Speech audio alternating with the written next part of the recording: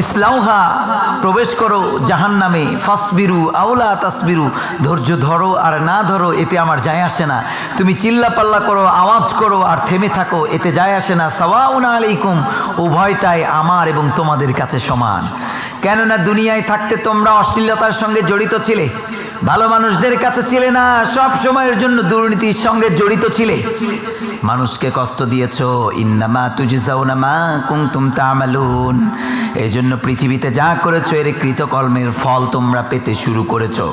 আজকে যা যা তোমরা করেছো তাই পাবে।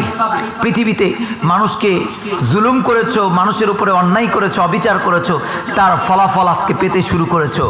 আল্লাহ বলছেন ফামান ইয়া'মাল মিসকালা যাররাতিন খায়রান ইয়ারা ওয়া মান ইয়া'মাল মিসকালা যাররাতিন শাররান ইয়ারা। দুনিয়াতে অল্প কিছু করবে তাও প্রেজেন্ট হবে, তুমি ভুল কাজ করবে এটাও হাজির হবে তোমার সামনে, সব কিছু এনে তোমাকে ওপেন করে দেওয়া হবে, সব কিছু তোমার সামনে তুমি দেখতে পাবা। সুতরাং দুনিয়াতে ভালো কাজ করলে তার জন্য রিওয়ার্ডস দিবেন যিনি তিনি কে, আর দুনিয়াতে যদি মন্দ কাজ করে তার জন্য পানিশমেন্ট আছে না নাই, তার জন্য পানিশমেন্ট থাকবে, তার জন্য এমন ধরা থাকবে সে রবের ধরা থেকে সে বাঁচতে পারবে না। অনেক যুবক আছে দেখা যায় রাতের গভীরে অনেক সময় অশ্লীলতার সঙ্গে জড়িত হয়ে যায়।